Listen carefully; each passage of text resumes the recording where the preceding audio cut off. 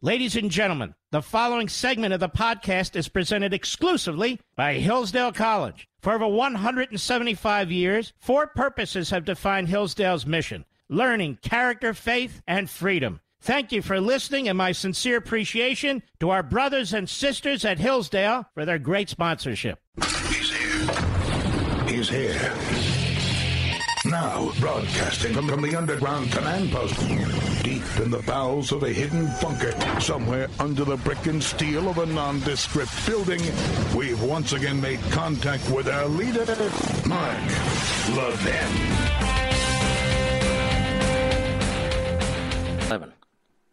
20 years almost to the day later. You heard great heroes there.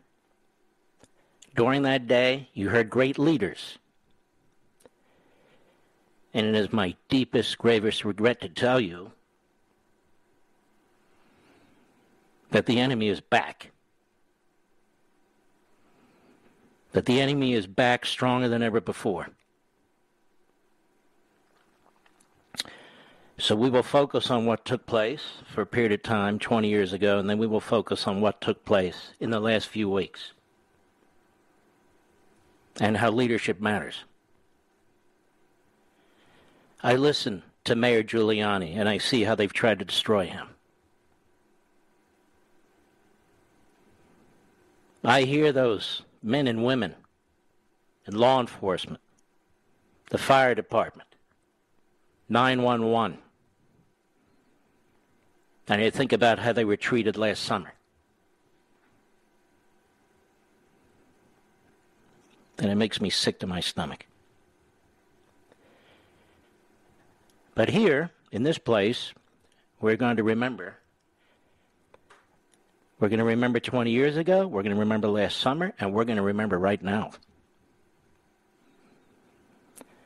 It's difficult, but it's necessary. Cut 28. Go. We just had a plane crash into Upper floor of the World Trade Center, transmit a second alarm, and start relocating companies into the area. We have a number of floors on fire. It looked like the plane was aiming towards the building. You have a second plane into the other tower of the Trade Center, major fire. You guys have jumpers, baby, jumpers. One of the buildings is partially collapsed, and the whole entire area tank. The South Tower, major collapse. The other tower just collapsed, major collapse, major collapse. Everybody get out. We had to collapse to the second tower. Everybody's running from there. This is negative on anything, okay? Right now, we're all alone. The second building came down. I can't see. So we have no contact with anybody at this time, okay? Cut 29. Fire Department 408. Where's the fire? Yeah, hi. I'm on the 106th floor of the World Trade Center. We just had an explosion up here. All right, we're there. We're coming up to get you. See the smoke coming up from outside the windows down? All right, we're on the way. Huh? We're on the way, sir. Okay. All right, just keep some windows open. If you can open up windows and just sit tight. It's going to be a while because there's a fire going on downstairs. We can't open the windows unless we break. Okay. Just sit tight. All right, just sit tight. We're on the way. All right, please hurry. 2 World Trade Center on the 97th floor. Heavy smoke. Okay, sir, please try to keep calm. We'll send somebody up there immediately. Everyone's there now trying to get you all, okay? Y'all have air, y'all breathing okay? Okay, so you're breathing okay. I say just relax and try to stay calm, try to keep everybody else, try to get there to you as soon as you can. Those more people have difficult breathing. All right, we're going to relay this to the fire department, okay? All right, sir? We're going to relay this to them. Thank you. Sir, you want to leave the line open? I'll stay on the line with you. You don't have to talk, okay?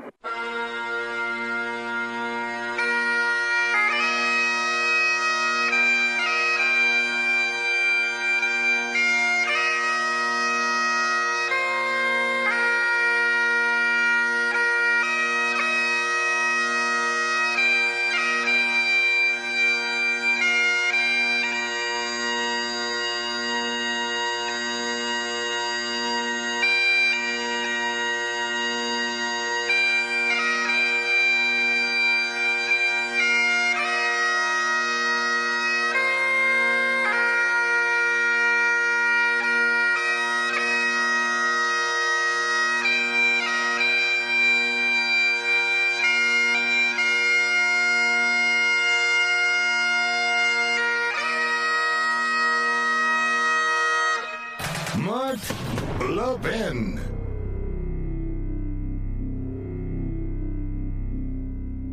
Hillsdale College serves four purposes: learning, character, faith, and freedom. Now, education and faith thrive in freedom, and freedom requires an educated people, a people of good character to preserve it. Hillsdale College has been providing the education needed to preserve free government for over 175 years, and it continues to provide that education today, not only to its 1,500 undergraduate and graduate students, but nationwide, through its free online courses, its support of classical K-12 charter schools, and its other outreach efforts on behalf of liberty. Hillsdale's Articles of Association, dating back to 1844, commit the college to preserving the blessings of civil and religious liberty through the provision of sound learning.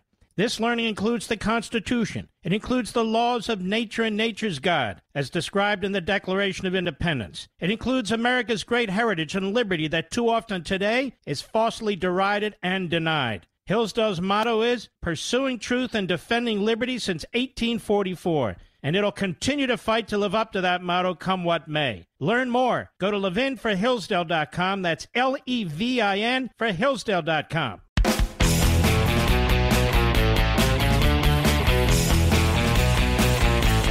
This is a short segment. After the bottom, we will continue, but I want to make a statement. I despise this mayor, de Blasio. I despise this man. I despise this President Biden. I despise him. I despise the Secretary of State. I despise the National Security Advisor. I despise the Secretary of Defense. I despise this Psaki, the spokesperson. They can barely show their faces tomorrow, 20 years later. 20 years later, where the enemy now controls the entirety of a country. They come to our country unprovoked, slaughter our people,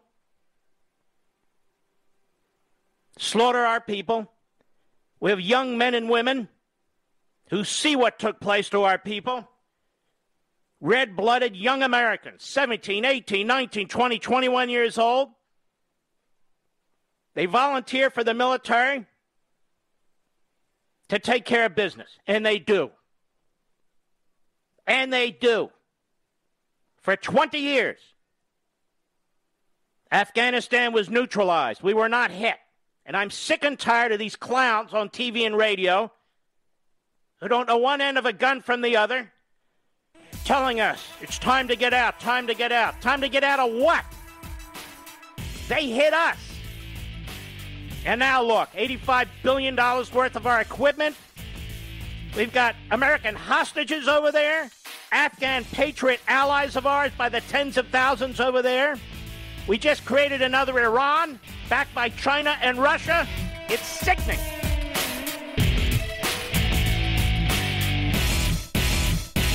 Hillsdale College serves four purposes: learning, character, faith, and freedom. Now, education and faith thrive in freedom, and freedom requires an educated people, a people of good character to preserve it. Hillsdale College has been providing the education needed to preserve free government for over 175 years, and it continues to provide that education today, not only to its 1,500 undergraduate and graduate students, but nationwide, through its free online courses, its support of classical K-12 charter schools, and its other outreach efforts on behalf of liberty. Hillsdale's Articles of Association, dating back to 1844, commit the college to preserving the blessings of civil and religious liberty through the provision of sound learning.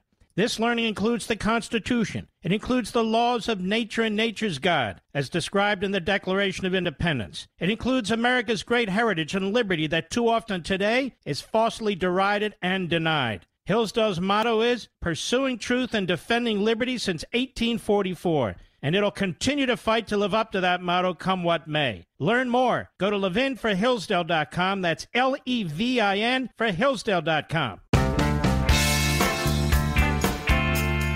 Mark Levin, the George S. Patton of Talk Radio. Call him at 877-381-3811. That's 877-381-3811. When the New York Police Department was under attack all last summer, really before that. We defended them. And I said many times, it's amazing. We praised them all these years since 9/11, and now they're systemically racist. They violate everybody's civil rights. White supremacy, they are to be condemned. Those were always lies, damnable lies. The FDNY lost 343 of their brave souls. So many others died trying to help others, and so many innocent Americans died. You think about the Pentagon, all the heroes there turned into an inferno. Just like the towers, people burning had to make choices, burning to death. And the towers had to make a choice, burn to death or jump. Imagine making that choice. Pentagon, so many heroes there from the various police forces all around Arlington, Virginia, including national law enforcement, and those brave souls. Those brave, red-blooded American Yanks, all backgrounds, all colors, on that flight, Shanksville. Wasn't intended to end there, but that's where it ended. And they went down fighting. They went down fighting.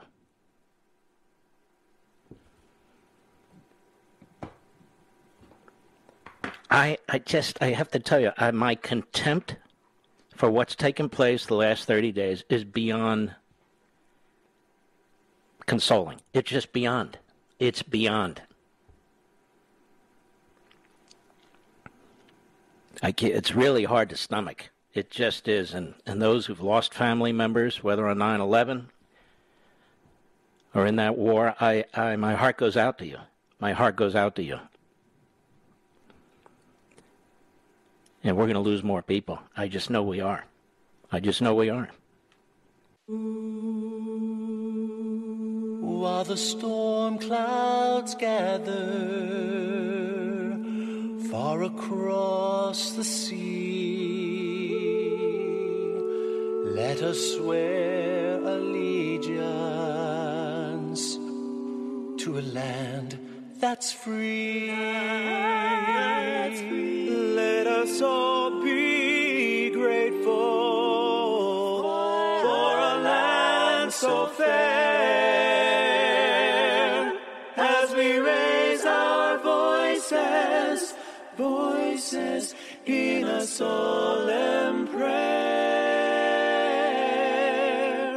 God bless America, land that I love. Stand beside her and guide her through the night with a light from above. From the mountains to the prairies, to the oceans white with foam. God bless America, my home, sweet home. God bless America, my home, sweet home. Mark Levin.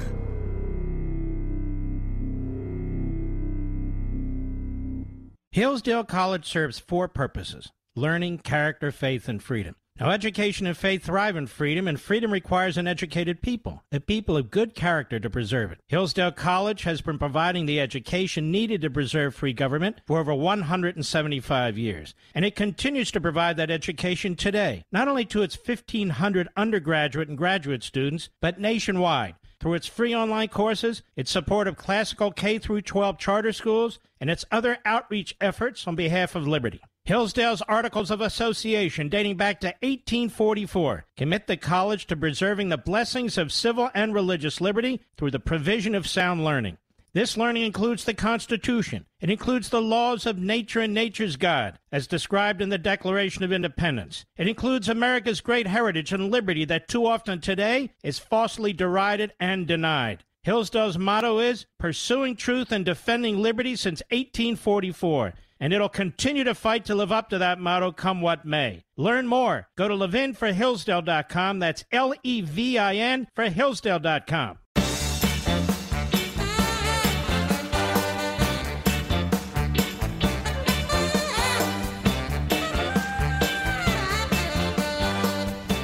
We are in Two Americas today. Most of this hour you've heard from our America. But there's another America. American Marxism. The National Archives flags America's founding documents for harmful language, a group that Biden put together to review our documents, to review our heritage, to look at the National Archives, to see about American racism and to comment on it and so forth and so on. Harmful language, warning the Constitution and the declarations may contain harmful language. These people are our enemies. They're not our opponents. They're not our adversaries. They pull down monuments. They attack free speech. They attack academic freedom. They attack our economic system. They attack law enforcement. They attack our military. They undermine the civil society. And we are confronted with them as I speak. And they have found a political house in which to live. And that's the Democrat Party. They've taken over the Democrat Party. The Democrat Party was bad enough in the past. The Democrat Party has been involved in and promoting some of the most horrific things in this country and takes responsibility for none of it. Burning books effectively, silencing individuals with whom they disagree. The media have been devoured. Meanwhile, the only remnants from the Civil War, the Confederate side that remains, is the Democrat Party. And look at them now. Open to anti-Semites, Marxists, American-hating leftists. Now they have their president. An odd choice, but for them, a very successful choice. A stupid old man with an IQ in the negatives. And he's hell-bent on turning this country inside out because he thinks it builds his legacy. And I want to talk more about this because this relates to 20 years ago in the next hour. I'll be right back.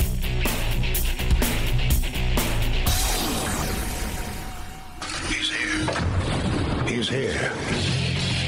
Now, broadcasting from the underground command post, deep in the bowels of a hidden bunker, somewhere under the brick and steel of a nondescript building, we've once again made contact with our leader, Mark Levin. Hello, America. Here I am.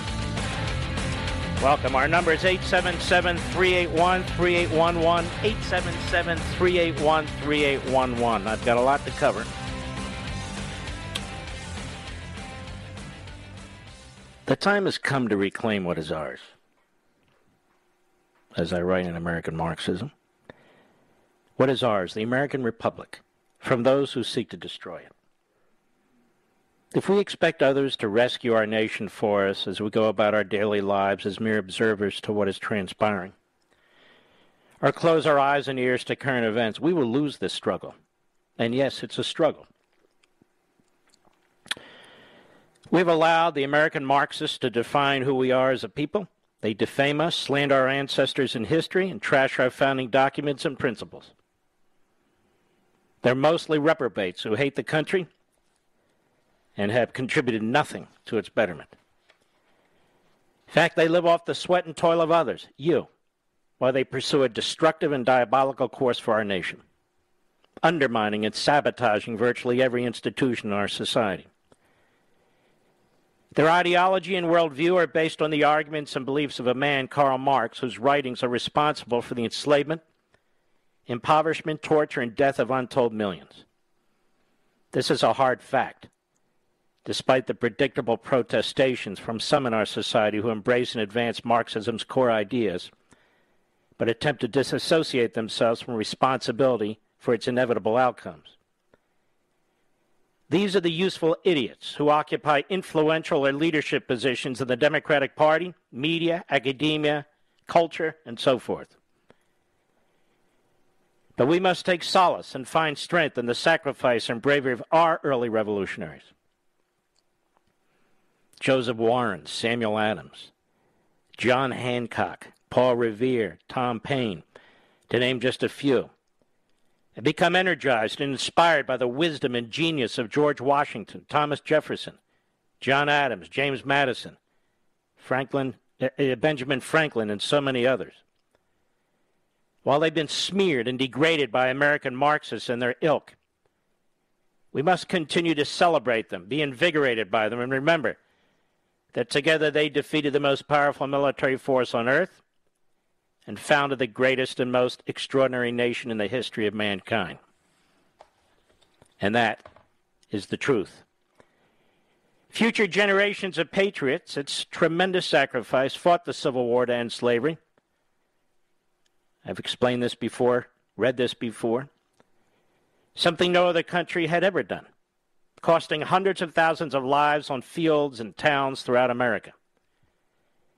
At Gettysburg alone, there were 51,000 casualties, but there were other battles with terrible casualties. Chickamauga, Spotsylvania, the Wilderness, Chancellorsville, Shiloh, Stones River, Antietam, Bull Run, twice, Fort Donelson, Fredericksburg, Port Hudson, Cold Harbor, Petersburg, Gaines Mill, Missionary Ridge, Atlanta, Seven Pines, Nashville, and many others.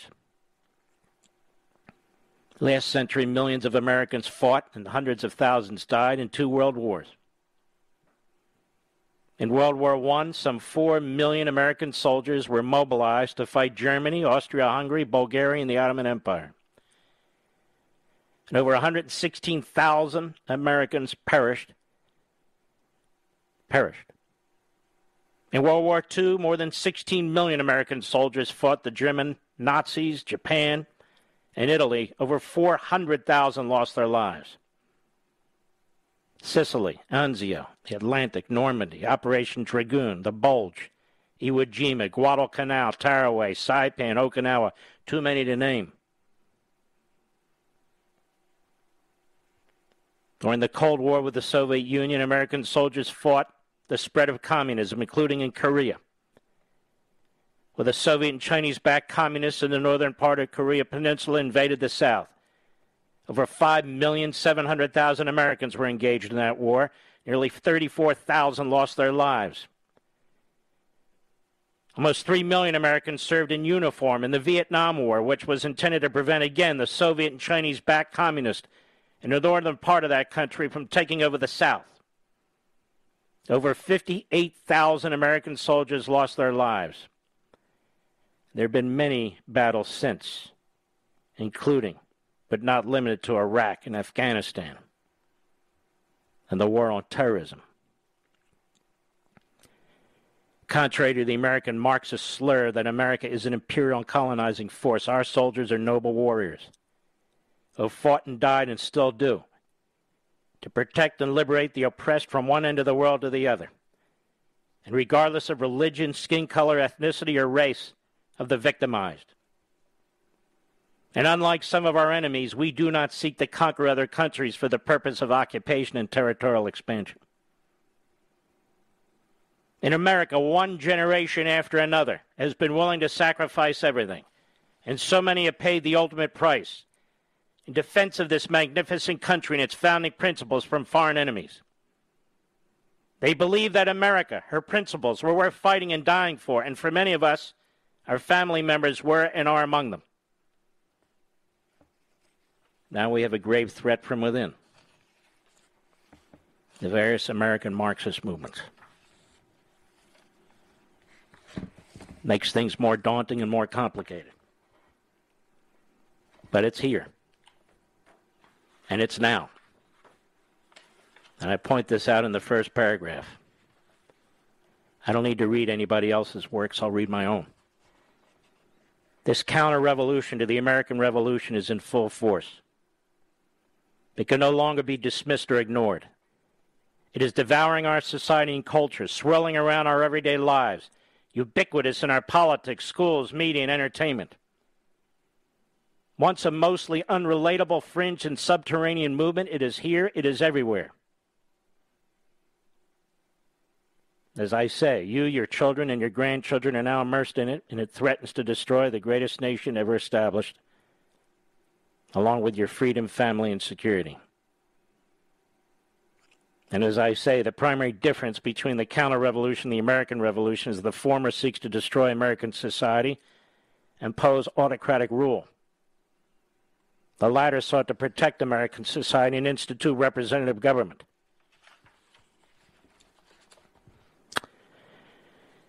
Lest we forget, on December 19, 1776, as the Revolutionary War looked lost, when the morale of George Washington's army had reached bottom, Thomas Paine wrote The American Crisis, number 1, which opened with words that many of you are familiar with. These are the times that try men's souls. The summer soldier and the sunshine patriot will, in this crisis, shrink from the service of their country. But he that stands by it now deserves the love and thanks of man and woman. Tyranny like hell is not easily conquered. Yet we have this consolation with us, that the harder the conflict, the more glorious the triumph. What we obtain too cheap, we esteem too lightly. It is dearness only that gives everything its value. Heaven knows how to put a proper price upon its goods. It would be strange indeed if so celestial an article as freedom should not be highly rated.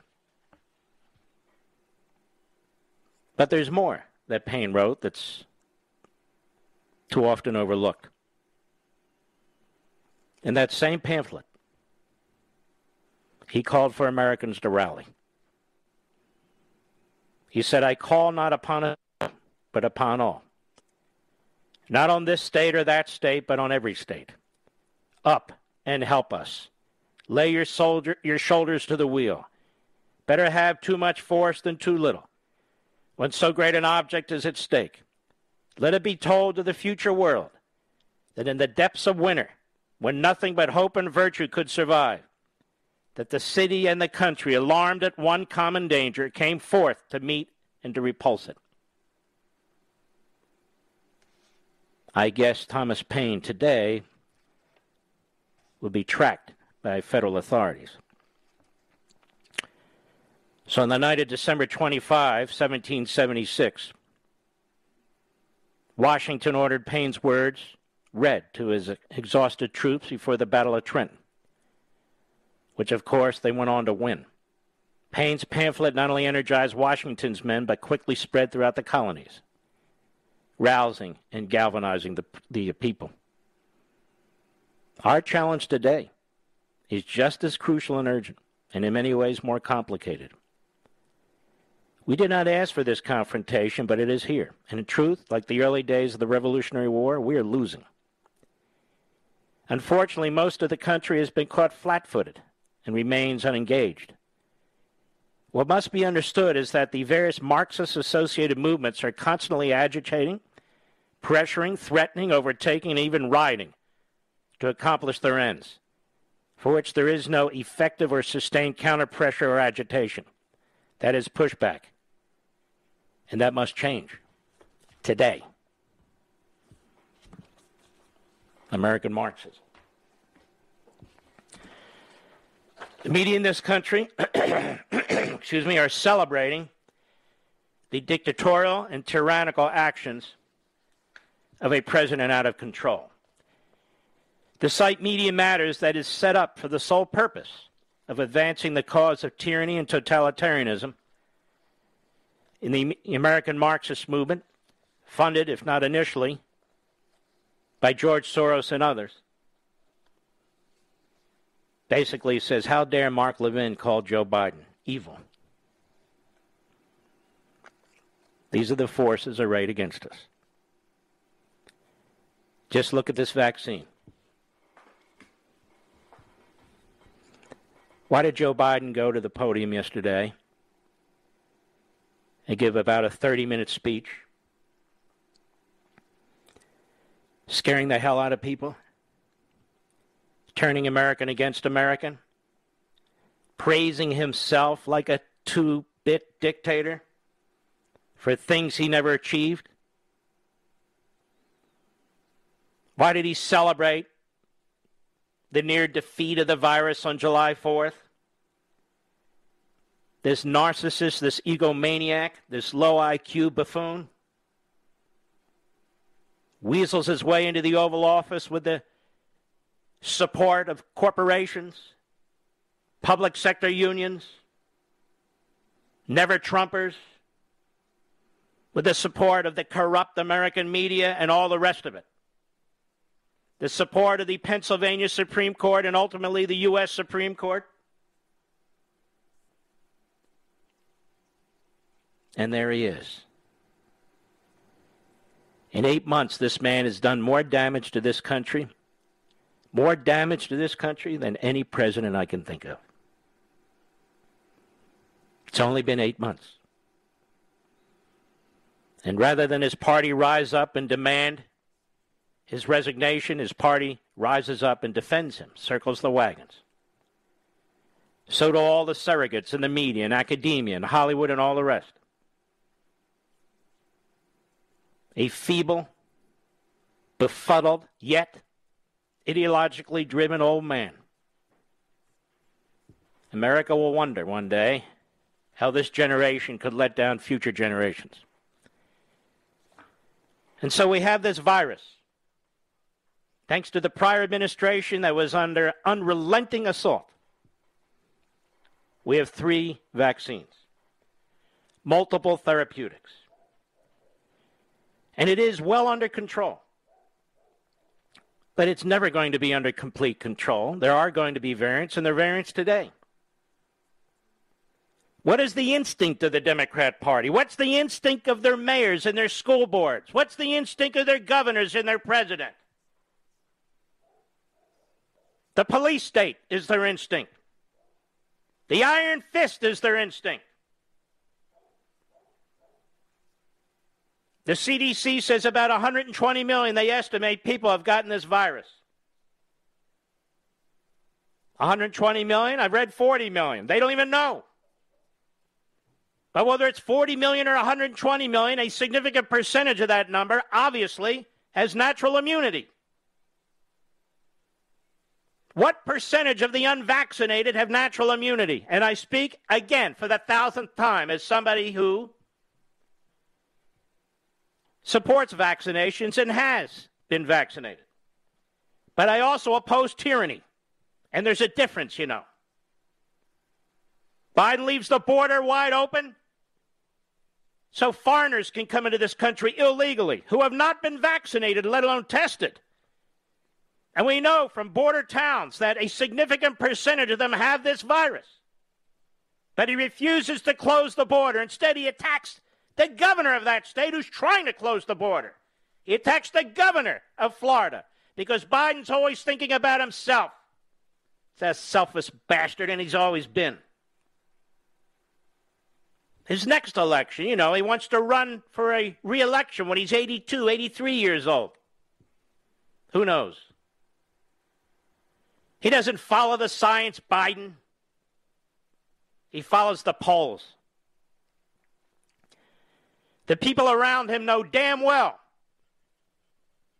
that he shouldn't be president of the United States, but they prop him up. The New York Times and the Washington Post, NBC, ABC, CBS, CNN, MSNBC, all the other reprobates, they know this man should not be in the Oval Office, but they protect him as he hurts America. I watch these slip and fall lawyers on TV like they know something, going on about it's a slam dunk for Biden mandating virus vaccines. No, it's not. He has to work through OSHA and try and use a regulation that's going to be put out by the Labor Department to manage small, medium-sized, and large businesses all over the country, to control their HR departments, to control everybody's medical decisions. Is that what OSHA is there for, ladies and gentlemen? I'm not done. I'll be right back. Mark Levin.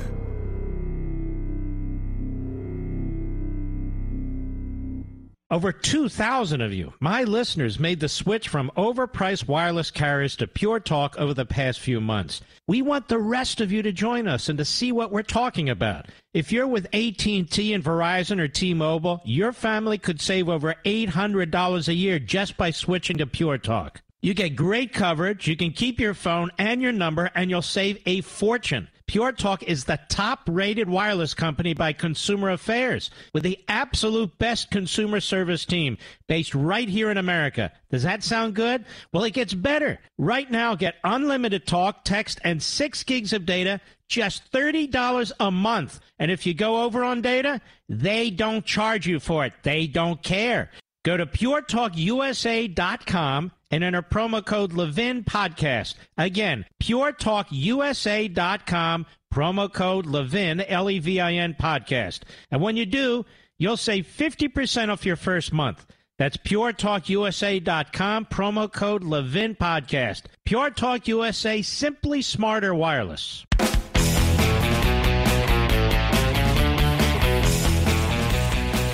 Those of you in and around New York listening to WABC, you're going to have a fine program for the next hour and a half, not mine, which is a special program. But those of you who want to continue listening to this program, there's many platforms in which you can hear us. On the Mark Levin app, the iHeart app, you can hear us streaming on marklevinshow.com. You can hear us on satellite radio, or you can go online and tap into a number of other of our affiliates all over the country that stream the program too. So just give you a heads up. Our guest after the bottom of the hour is going to be Deborah Burlingame. She's a good friend of mine. You heard that horrific transmission with her brother, Chick Burlingame, who was the pilot of American Airlines Flight 77. And she is a brilliant woman. She is a patriot. And I want to talk to her not only about what happened 20 years ago, but what she thinks about what's happening in the country right now. So those of you who can stick with us, those of you who want to go to an alternative platform, now's the time to do it. Those of you who want to stay at WABC, you can. All across America, I'll be right back.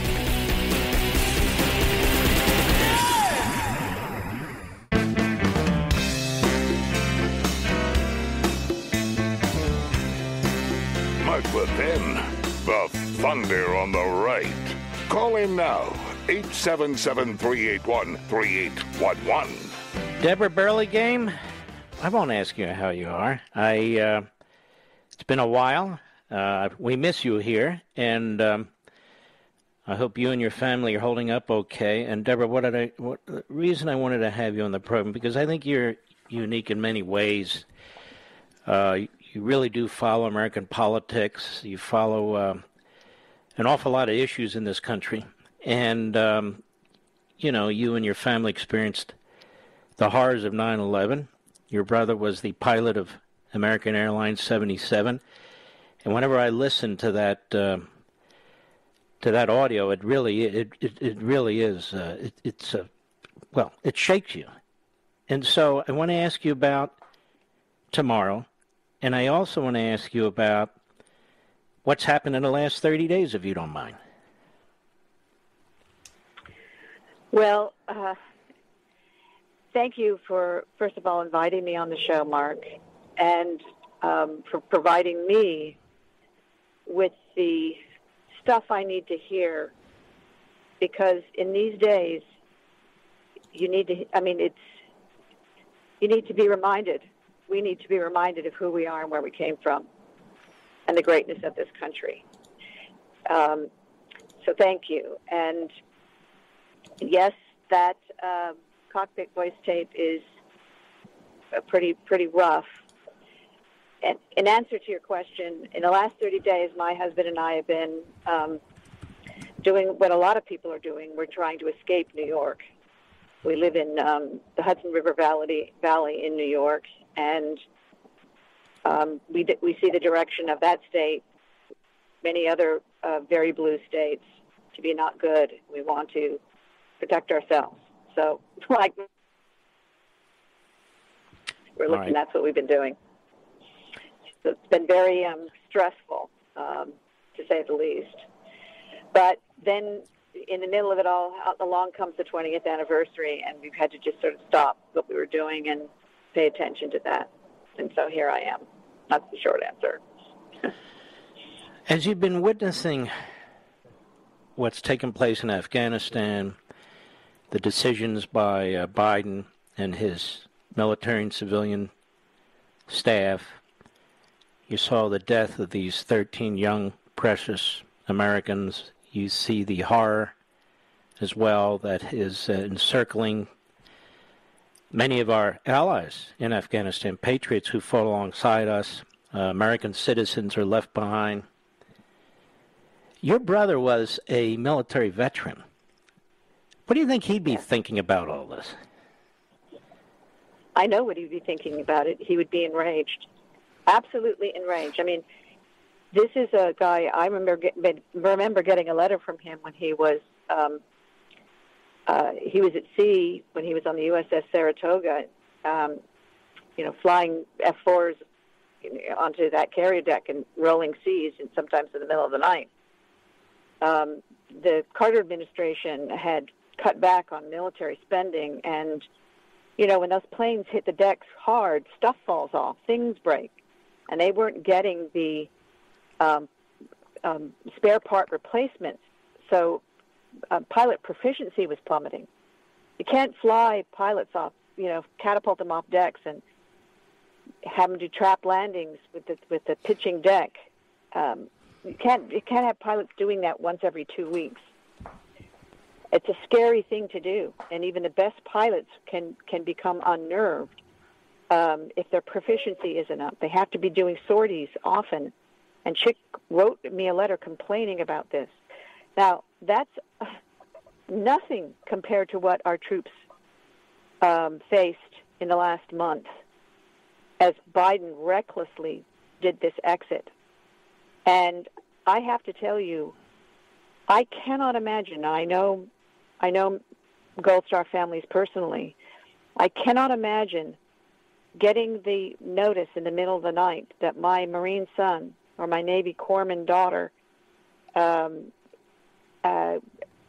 was killed in a bomb, an absolutely foreseeable, preventable suicide bombing, as these people are teeming outside the Kabul airport, knowing that my commander-in-chief, my son's or my daughter's commander-in-chief, not only foresaw it too, but let it happen.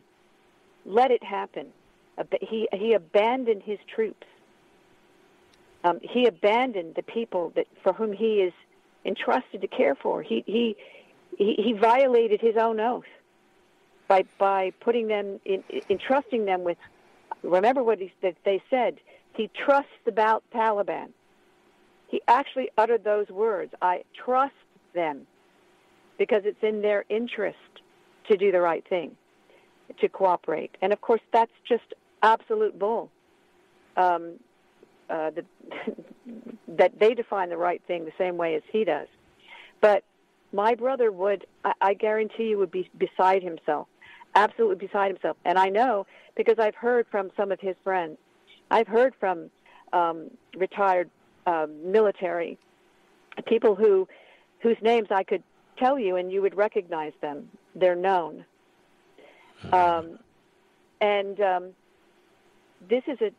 This is a real calamity for this country to see this from a president dealing with our troops this way, and the enemy.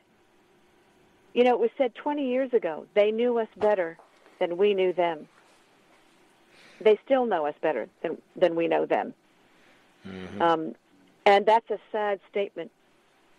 That's a sad statement. Don't you think, though, half the country does know who they are? And The other half have issues, whatever they are. And they have a president who they support who has to be the most preposterous individual to ever serve as president of the United States. Go right ahead. I agree with you with that, about this president. But I think it's true that the president, half of the country, I think they do understand the evil and dangerous nature of these terrorists, that the Taliban are terrorists. They may not be as closely watching as some. They may not be as familiar with the Haqqani network, and they may not understand the details of the last 20 years regarding this. But I think they clearly know. They've seen enough. I mean, we saw the pictures 20 years ago of the Taliban shooting women in the head. Remember, lining them up on their knees in the soccer stadium and shooting them in the head, or presiding over beheadings, whippings, making a husband or a father throw the first rock in stoning his daughter to death. They're familiar with that, but I don't think they may not fully understand what motivates the Taliban to doing what they're doing.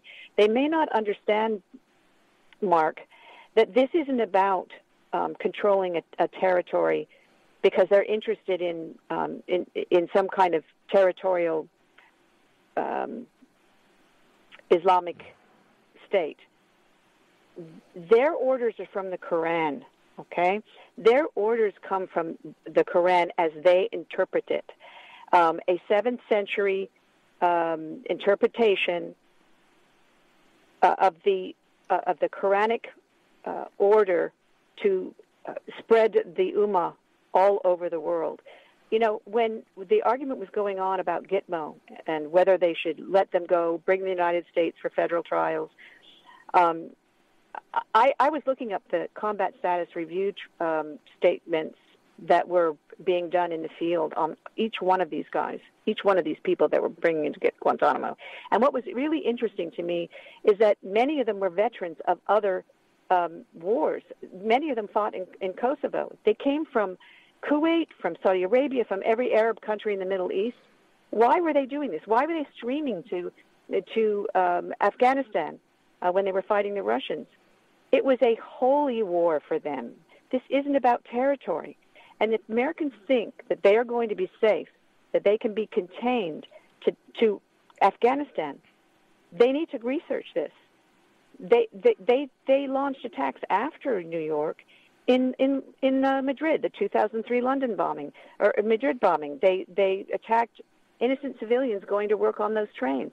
The London bombing was the same thing in 2005, buses and subways. Why do they do that?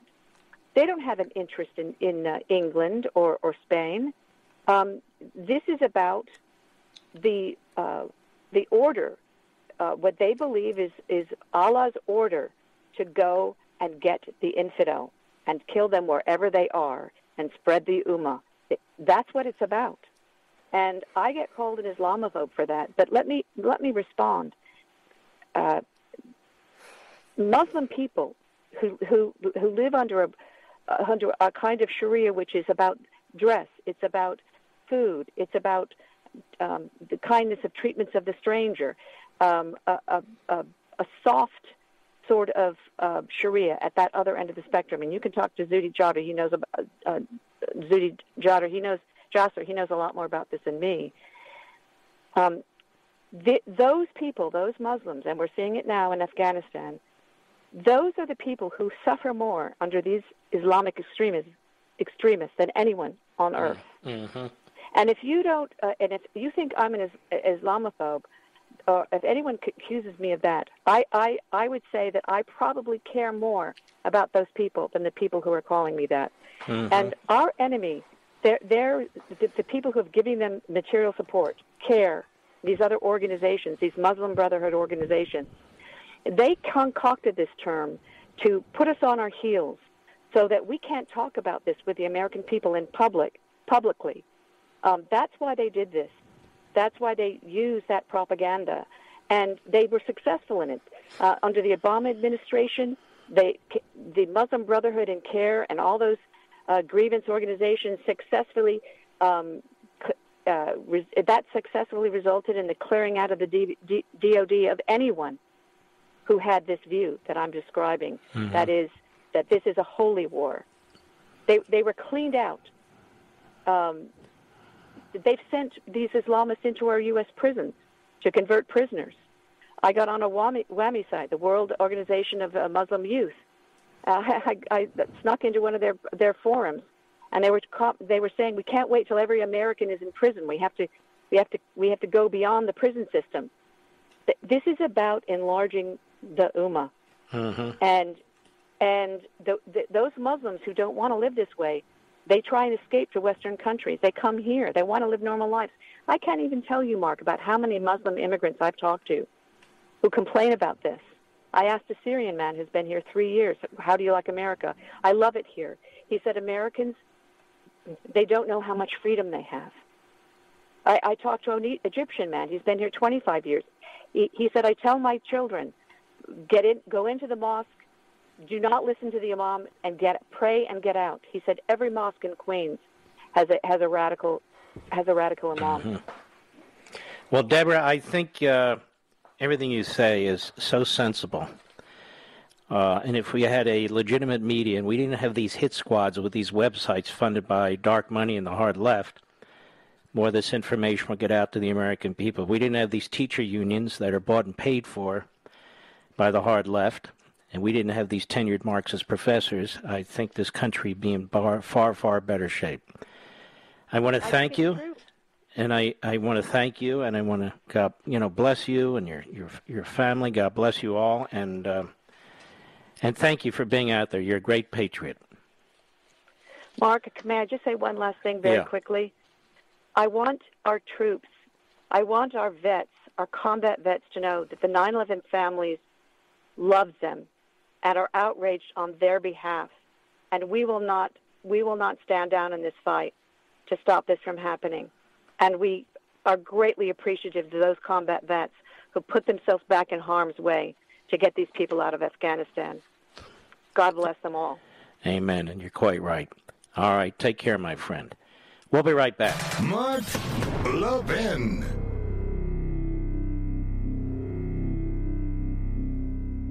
Over 2,000 of you, my listeners, made the switch from overpriced wireless carriers to Pure Talk over the past few months. We want the rest of you to join us and to see what we're talking about. If you're with AT&T and Verizon or T-Mobile, your family could save over $800 a year just by switching to Pure Talk. You get great coverage, you can keep your phone and your number, and you'll save a fortune. Pure Talk is the top-rated wireless company by Consumer Affairs, with the absolute best consumer service team based right here in America. Does that sound good?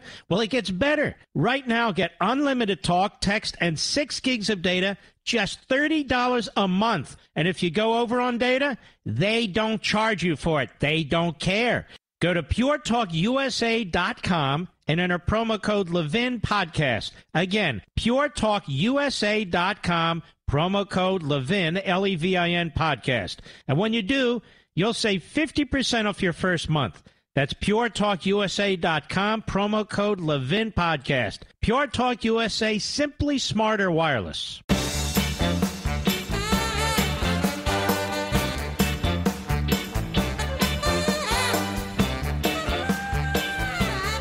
There's a lot going on in the country today, so we're going to move on to various other aspects before the program ends. Now, since I just popped the darn computer. All right, Mr. Producer, I'm going to try and pull up the call screen, but in the meantime, anybody you recommend, go right ahead, quickly. Jeb, on the great WABC in New Jersey, how are you? Mark, thank you for taking my call. Yeah. I just wanted to express my sentiment about this day as I was down at the cleanup site on the day after 9/11, as well as with my brother who gifted me your book for my birthday, and it's probably the best gift I've received in my 69 years on this planet.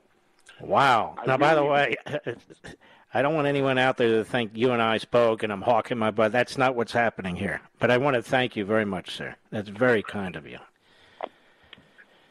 So what do you make of what's going on today, Jeb? We're circling the drain, Mark. It's just unbelievable how I can't understand how ignorant people could be to see what's going on right in front of their face and deny it. Mm-hmm. It's unbelievable. It's just crazy.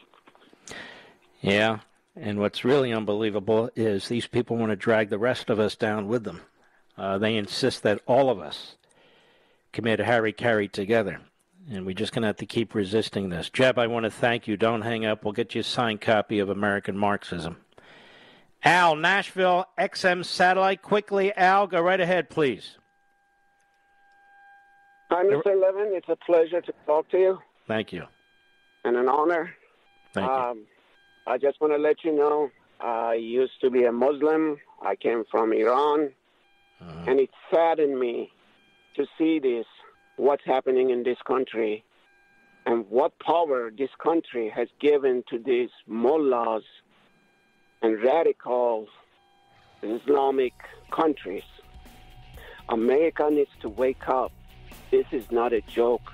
Al, you're 100% right. Please don't hang up. We want to send you a signed book. And as Deborah Burlingame said, and I've said it many, many times, the people who suffer most under these regimes are other Muslims. It's really appalling. I'll be right back.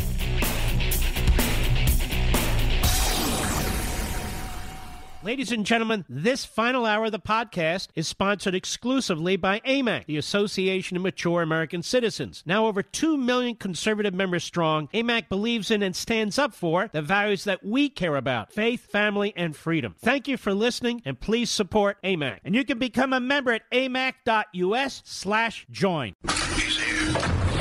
He's here. Now, broadcasting from the underground command post, deep in the bowels of a hidden bunker, somewhere under the brick and steel of a nondescript building, we've once again made contact with our leader, Mark Levin. Hello, America. Mark Levin here. Our number, 877-381-3811, 877-381-3811. This Sunday on Life, Liberty, and Levin on the Fox News Channel, 8 p.m. Eastern Time. If you can't watch it live, I hope you'll DVR it. I know football's coming in, but you can always DVR it. I try to make these shows as compelling and important and relevant as possible. We're going to have Larry Elder on just a couple days before the in-person voting in California. Very, very important. And John Ratcliffe, the former director of national intelligence, where we're going to go over not just Afghanistan, but he's also a former congressman, what the Democrats plan to do to this country. He has things to say about Joe Biden that are really, really important. And this man had access to all the intelligence information, and one of the things he says is, I saw all the information, Joe Biden's a liar. So I hope you'll watch Sunday's show, 8 p.m. Eastern Time. If you can't watch it live, please go ahead and DVR it. I want to play a couple of sound bites for Anthony Fauci on CNN yesterday. Now, Anthony Fauci should no longer be in his position. He should be hiring a defense lawyer, at least for an investigation, if the Department of Justice had any credibility and integrity. It does not. It's busy trying to force Texas to abort as many babies as possible, while also claiming that it is in favor of vaccinating everybody and mandating that. Here's Anthony Fauci on CNN yesterday. Cut 7, go.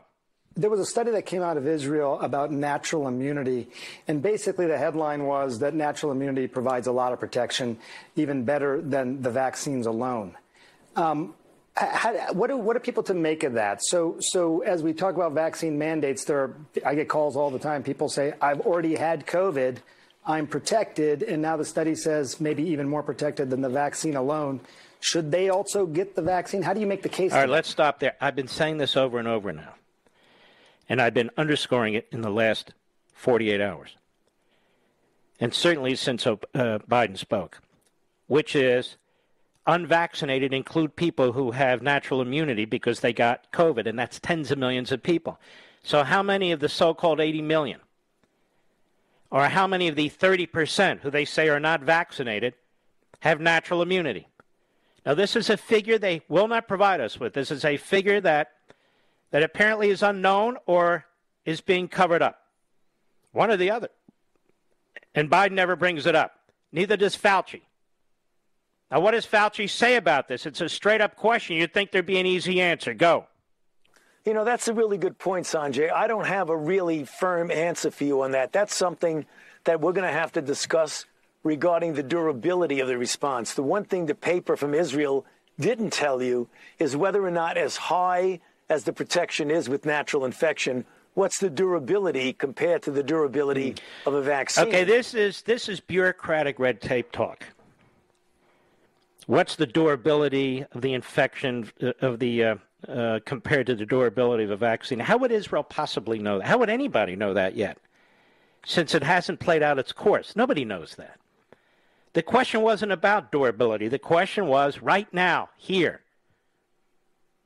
Because nobody knows the durability of the vaccine. There have been some serious questions. Well, that's why they're talking about boosters. Moreover, when it comes to Israel, that question doesn't even matter. They're boosting people like hell over there. So Sanjay Gupta apparently wasn't informed enough to respond, but that's a Fauci tap dance. But Fauci does not know if people who've had the virus and are naturally immune should be vaccinated or not. The truth is, he does know, because the science tells him. He's not following the science, which is why he couldn't answer that question. He didn't want to step out of line with respect to Biden and his administration, because he knows what I know, and now you know, that 30% of people who haven't been vaccinated, 80 million, they tell us, the unvaccinated are causing the pandemic. The unvaccinated are causing the hospitalizations. The unvaccinated are causing the deaths. This is a flat-out lie, because we don't know what percentage of that 30% is immune. Now, as a practical matter, this president uses these federal agencies in a way they were never set up to be used, and without a statutory basis, he just goes to them, insists that they issue regulations, whether it's the CDC and landlord-tenant law, whether it's gun control coming out of the CDC, or now OSHA. OSHA has statutory authority to make all these decisions respecting your health. All these decisions respecting personnel decisions? No, it doesn't. It certainly does not. But Biden plays the game. He'll let the law catch up with him. He's the closest thing to a dictator we've ever had in this country, bar any other president. And the media love it, and they love him because he's willing to impose their will and his will on us. OSHA does not have the authority to insist that companies fire their employees or fine their employees, private companies, with 100 or more employees, if they don't get vaccinated or tested every week. That should concern everybody, but it doesn't, because the Democrat Party and the media have gone totalitarian. And when a president says this isn't about liberty, that's what all the tyrants say. Nothing's ever about liberty. You can support vaccinations, as I do, and oppose tyranny, as I do. And I'm following the science. And I'm following the Constitution. And I read your piece from History.com last night. Like the government is angelic. You have nothing to fear from your government. What are you, conspiracy nut? You had the original decision in the early 1900s where the court ruled and created a reasonableness test when it came to vaccinations. a reasonableness test. That same court, approximately 20 years later, said that the government had the power to sterilize women who I think it said are imbeciles. They had the power to sterilize women against their will, forcibly, and they did. About 60,000 women. But this isn't about freedom, ladies and gentlemen. And we recently had the court, and Gorsuch wrote the opinion, pulling back some of these governors who were shutting down churches and synagogues and so forth, while they would allow secular gatherings, like at abortion clinics and so forth. They were preventing religious gatherings. They also did this in New York City with the Orthodox Jews and so forth. Antifa, Black Lives Matter, riot all you want, burn all you want, loot all you want. Orthodox Jews want to meet. They want to go to a funeral or wedding. Nah, send in the cops. And then on top of this, as I keep saying over and over again, and no brag, just fact, was the first one to mention this, the border's wide open. People coming into this country with COVID-19 and all kinds of diseases and all kinds of histories. And the vaccine doesn't even apply to them. So you just heard Fauci say, I don't know if people who have natural immunity should be vaccinated, because he knows what I know, and he knows what you know, which is, if they provide us with the data, if they have it, of the number of people who are naturally immune who've had this virus, and the CDC says they believe up to 120 million people estimated in May, then the issue isn't whether 70% of the people have been vaccinated. It's whether 70% of the people have been vaccinated and whether 10, 20, 25 more percent have natural immunity. Which means the power that they're trying to grab right now really has no basis even as an emergency. Even putting aside the rule of law and the Constitution and so forth. I say this as a rational person who believes in science and medicine and also believes in the rule of law and individual liberty. It's really appalling. Now, in addition to him, Peter Doocy. I'm a fan of Peter Doocy and his father, Steve Doocy. It's wonderful. I said behind this microphone yesterday or the day before, when will Psaki be confronted with this vaccine issue respecting illegal aliens while they're pressing the case for vaccinating citizens? And Peter Doocy did exactly that. Cut 10, go. Why is it that you're trying to require anybody with a job or anybody who goes to school to get the COVID-19 vaccine, but you're not requiring that of migrants that continue walking across the southern border into the country? Well, look, our objective is to get as many people vaccinated across the country as humanly possible. And so the president's announcement yesterday was an effort to empower businesses, to give businesses the tools to protect their workforces. That's exactly what we did. But certainly we want everybody to get vaccinated, and more people are vaccinated, whether they are migrants or whether they are workers, protects more people in the United States. But it's a requirement for people at a business with more than 100 people. It is not a requirement for migrants at the southern border. Why? That's correct. Why? And the answer is that's correct. That's correct. She moves on to the next question because she can't answer that question. That question is not posed on CNN or MSNBC. That question is not posed by the New York Slimes or the Washington Compost. That question is not posed by NBC, CBS, or ABC, the Today Show, Good Morning America, or any of the other quasi-cooking shows on in the morning. No, it's not asked because it exposes a problem. And when these governors go to court and others go to court, they need to point these facts out. It's an emergency? Well, then why isn't there a universal application just based on what they're saying? How can it apply to American citizens but not to illegal aliens? More. How can it apply to businesses that hire over 100 people, but not businesses that hire less than 100 people. More. Where's the historic, legislative, legal authority for OSHA through the Labor Department to be issuing regulations to determine medical decisions, to determine employment decisions, to determine business decisions of this sort? There is no basis. What about separation of powers? A constitutional question. That is, there is no statutory authority for this. Biden doesn't go to Congress and ask for a vote because he won't get it. So he just does it on his own. Dictator. Dictator. And, of course, the consequences to the private sector are devastating. They're already having trouble hiring people and keeping people.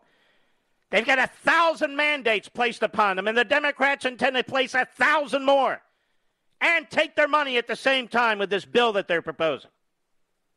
They want to hand out more freebies and more checks, making it ever more difficult to get people to actually go to work. And now they're saying to the employer, you are going to do our bidding. You are going to become part of the government's iron fist. We did it to big tech, and now we're going to do it to you. Every single employer in the nation, private sector, with 100 or more employees, you will now be an appendage of the Biden administration, and you will do what you are told, or you will be hugely fined. But don't talk about freedoms, ladies and gentlemen. Don't talk about that, because the government never abuses power. The government always abuses power. Always. I'll be right back. Mark Levin.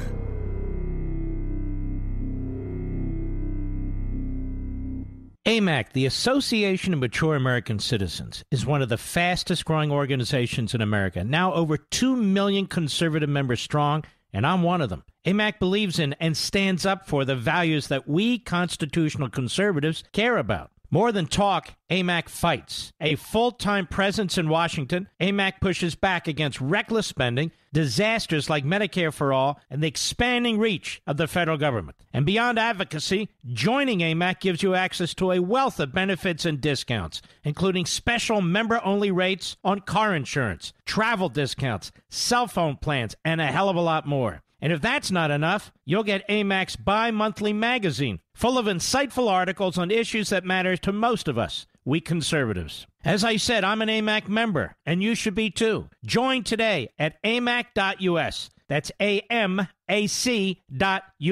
Stop supporting the liberal agenda that the other 50-plus organization has been pushing for. Join AMAC instead. AMAC.us.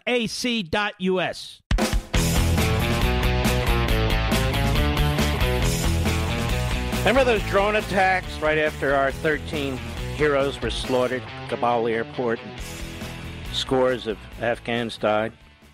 Remember all that? Well, it's now being reported as U.S. airstrike in Kabul against a supposed Islamic State bomber actually killed an innocent man who worked for a USA group and his family. According to newly published testimony and footage, raising the specter the Pentagon lied to the public about the strike. Now, Mr. Producer, who raised serious questions about this, said, how come we don't know the name of the person they killed? Because I can read liars and cover-up artists and censors. If they had hit what they wanted to hit, they would have told us. The report, mistaken identity, also further tars President Biden for his chaotic pullout of U.S. troops from Afghanistan. Zamari Ahmadi and 9 members of his family, including 7 children, were killed in the airstrike on August 29, one day before the final U.S. evacuation flights from Kabul, his brother told the New York Times. He was the apparent target of the strike, worked for 14 years as a technical engineer in Afghanistan for the Pasadena, California-based charity group Nutrition and Education International. Now, Biden has obviously known this for many days. Obviously, the Biden administration has known this for many days. Obviously, the Secretary of State and Defense and General Milley have known this for many days. They killed an American supporting Afghan and his family. That's why they wouldn't give us the name. When I got behind this microphone and said, I'm a skeptic, I'm a cynic. Who did they kill? It happened so fast. We don't have eyes and ears there anymore. How did they know who to hit? Well, they didn't. And then they praised themselves. And the media, our damn totalitarian media, all in. So they wipe out this guy and his family, who's one of us. And they've been silent about it. And it was obviously leaked to the New York Times. They've been silent about it. Unbelievable. And why? Because they wanted you to believe they weren't going to put up with what the enemy did. You know, the Taliban are businesslike, you got it? They weren't going to put up with it. So they droned a guy and his family who was working with us and a charity in the United States in Pasadena, California. I'll be right back.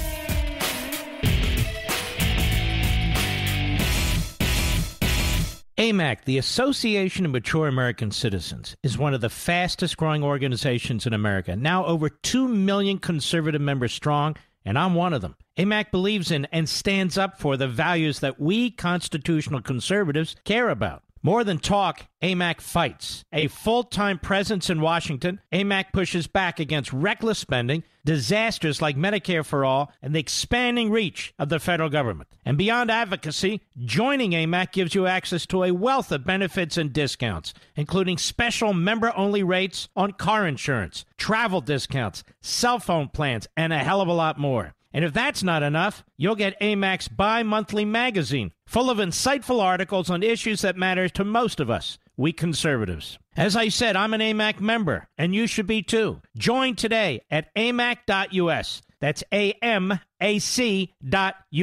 Stop supporting the liberal agenda that the other 50-plus organization has been pushing for. Join AMAC instead. AMAC.us.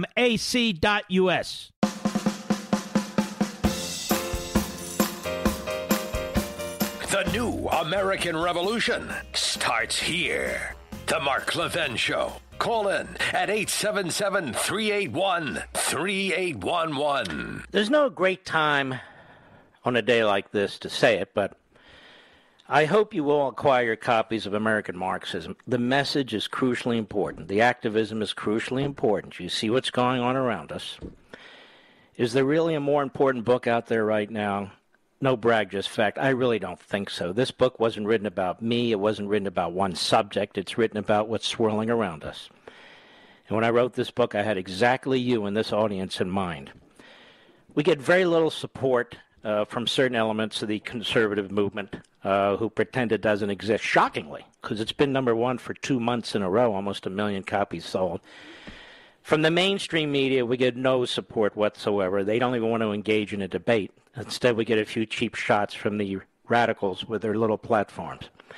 So it's going to be up to you to acquire copies and spread the words. It's still in every major retail store as you can imagine, and it's at Amazon.com. You just click on, get in, and get out. It's that simple. And if you have friends and colleagues and others who you think ought to read it, people going off to college and so forth, now's the time to do it. Now's the time to do it. Things are going to get worse before they get better, but they got to get better, and that's going to be up to us. It's going to be up to you and me as individuals and together. American Marxism is my best effort. We don't have Thomas Paine today. We don't have Common Sense and American Crisis pamphlets, but we do have other things, and we have American Marxism, which I'm hoping will be treated the same way. So if you get an opportunity, I hope you'll jump in and help us out. I'm looking at the list on the Amazon list right now. There's a book coming out on October 5th. I'll take your questions now. What I Saw at the Trump White House by Stephanie Grisham. This woman has sold her soul and whatever character she had for $1 in order to dump on the Trumps. She's embraced by them. She's brought into their inner circle. She's brought into their family and so forth, and this is the payment they get. You never see this with Obama. You never see this with Biden, with Al Gore. You never see any of this. But with Trump, this is like the 10th book, and they're going to push it hard. There's also other books out there. You take a look. Top 10, top 20 books out there. People who are are trying to grab your attention. I just hope you'll keep at it, ladies and gentlemen. If you've acquired your copy and you're in your position to help, we need to push out more copies to as many people as possible. And I want to thank you personally, because you're great patriots. Now, before I continue with this article, I want to underscore it. And notice the information comes out on Friday.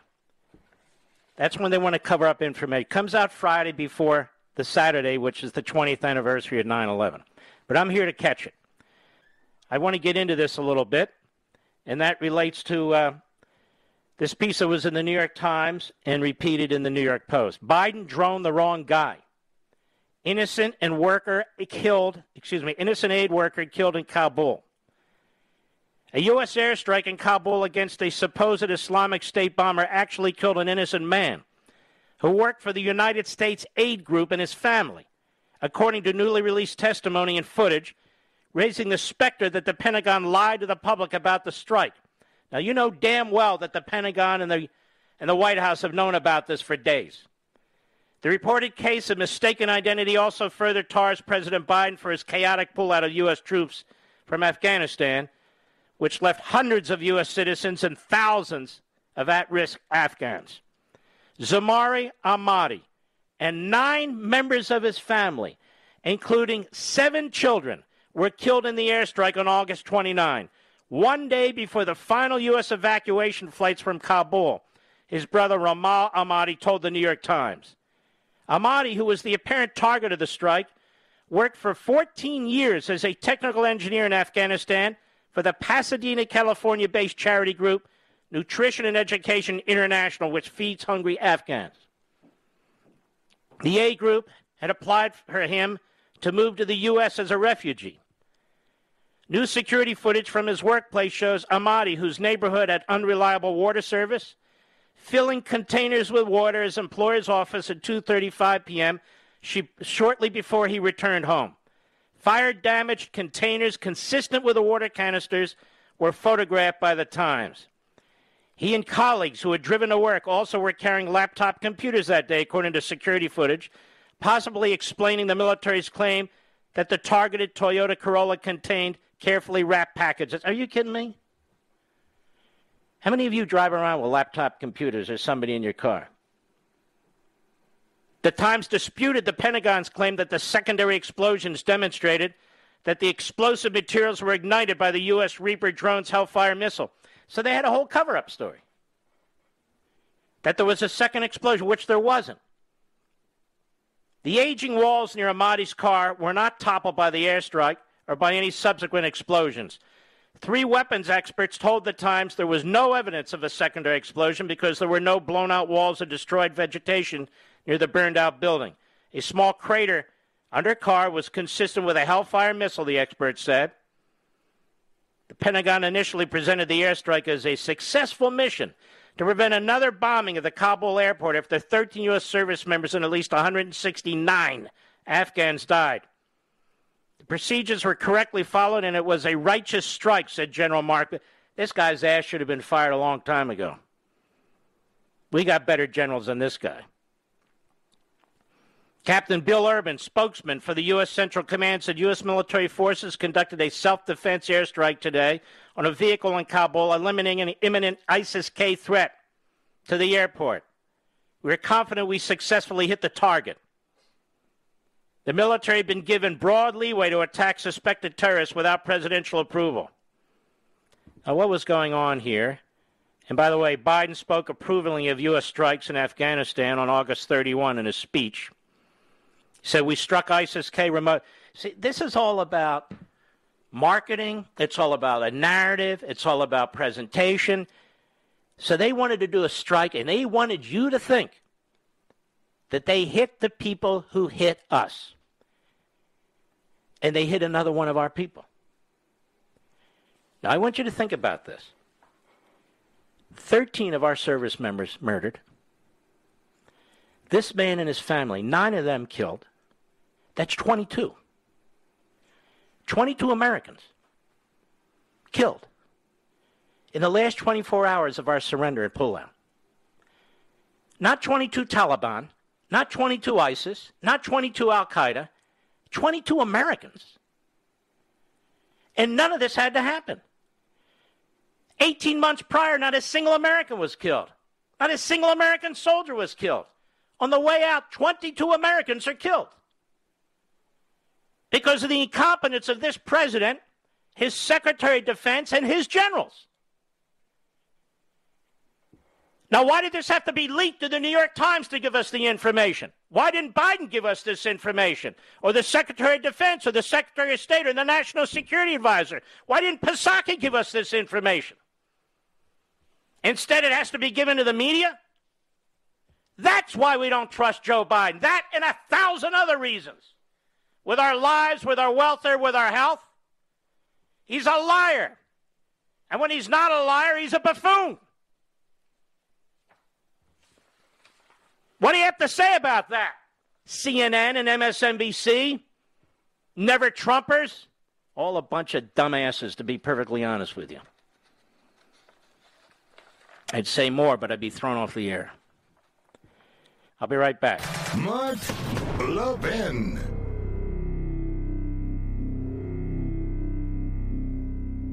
AMAC, the Association of Mature American Citizens, is one of the fastest growing organizations in America. Now over 2 million conservative members strong, and I'm one of them. AMAC believes in and stands up for the values that we constitutional conservatives care about. More than talk, AMAC fights. A full-time presence in Washington, AMAC pushes back against reckless spending, disasters like Medicare for All, and the expanding reach of the federal government. And beyond advocacy, joining AMAC gives you access to a wealth of benefits and discounts, including special member-only rates on car insurance, travel discounts, cell phone plans, and a hell of a lot more. And if that's not enough, you'll get AMAC's bi-monthly magazine, full of insightful articles on issues that matter to most of us, we conservatives. As I said, I'm an AMAC member, and you should be too. Join today at amac.us. That's AMAC.us. Stop supporting the liberal agenda that the other 50-plus organization has been pushing for. Join AMAC instead. AMAC.us.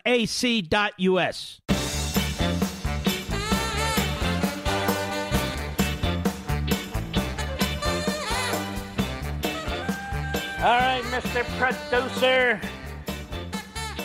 Like our last few minutes of the program, ladies and gentlemen. I am very honored to be behind this microphone with you. I am very honored to have you in the audience. I know there's 1,000 other things you can be doing. It's the worst hours in talk radio, but it doesn't matter. You have made it something very, very important. And I think that the things that we discuss here are very important, too. Look, we try to have fun. We try to entertain each other. But on days like this, it's an impossibility. It would be almost ridiculous. I do hope you'll check out the Sunday show. There's a lot of important things that are going to be said there. We have Larry Elder, who's in a very, very important race, and the racism that has been unleashed on this man by the media, by Hollywood, by Newsom and his cronies, and the fact that other people of color, like Obama and Harris, have not even come to his defense or condemned the hate crimes that were committed against him, both under state and federal law, is really disgusting. It's appalling. And I talk about this somewhat on Sunday, too, so I hope you'll catch that. And, of course, he's up against the Leviathan, the overpaid, massive teacher unions with incredible resources, Hollywood that's pouring millions and millions into the Newsom campaign, Soros and his ilk. You've got Obama releasing a video, not a video of, I'm sorry that I let those terrorists out of Guantanamo. No. He wants you to vote for Newsom.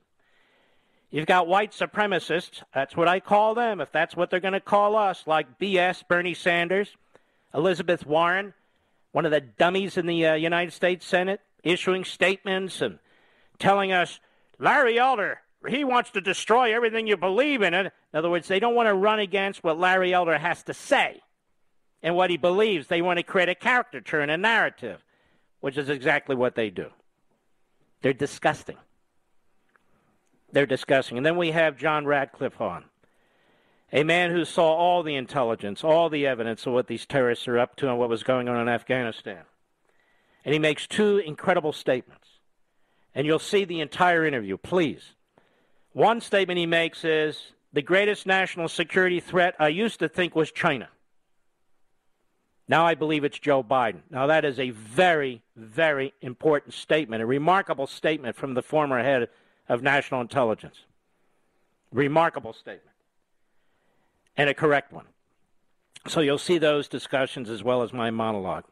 If you can't watch it live at 8 p.m. Eastern Time, please DVR the program. Check it out. And again, American Marxism is sitting there waiting for you to grab a copy and to read it. You've heard people call this program, no prompting from me. And I'm looking now, we have over 12,000 comments and 5 stars on Amazon. If the book wasn't any good, none of this would be happening. It's because of you folks. And we need more and more of you to join us. We need to show the entire world we're not rolling over. And we're not. And then, of course, I will not be here tomorrow for the 20th anniversary on 9/11. But we honor everybody involved. We tried to do our best today.